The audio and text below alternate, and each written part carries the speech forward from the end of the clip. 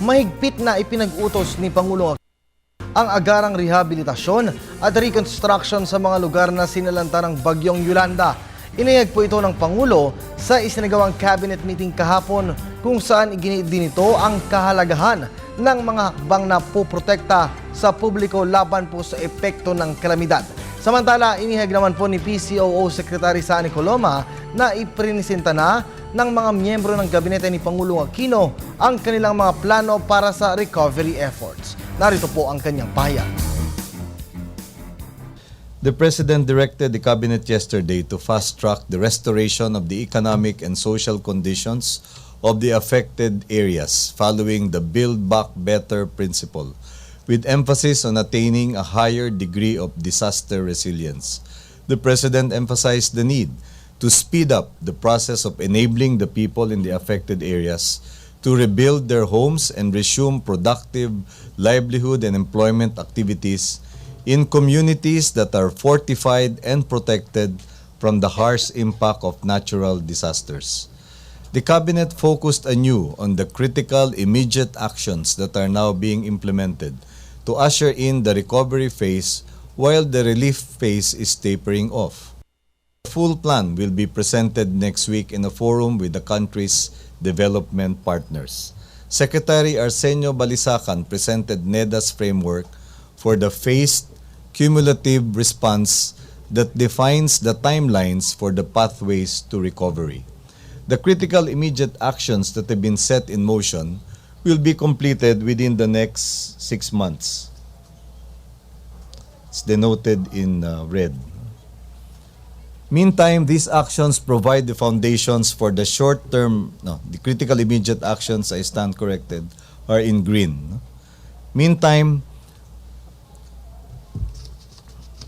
these actions provide the foundations for the short-term actions that will take up to 12 months in violet.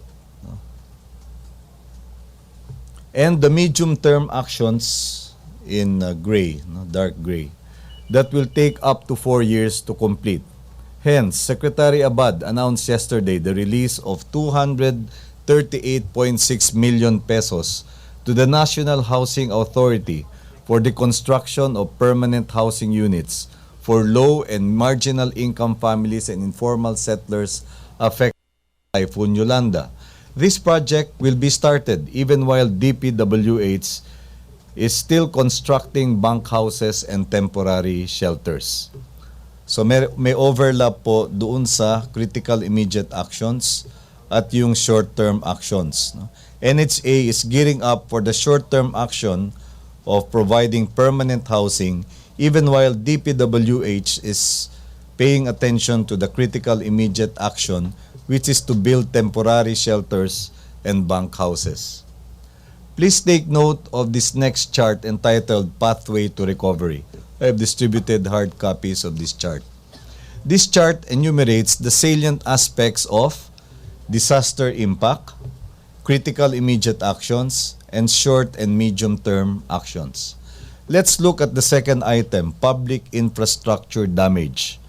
The critical immediate action is to rebuild and repair damaged roads, bridges, airports, ports, utilities with affordable, disaster-resilient standards. Under short and mid-term actions, the objective is complete rebuilding.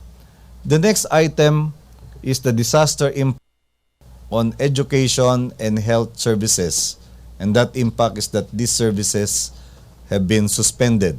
The critical immediate action is to rebuild, repair, and re-equip schools, clinics, health stations, and deploy incremental staff.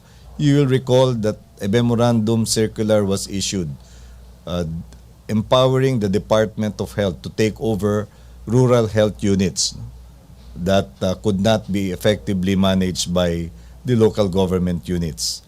And the short-term and medium-term actions would be to restore services to pre-disaster level with affordable disaster-resilient standards.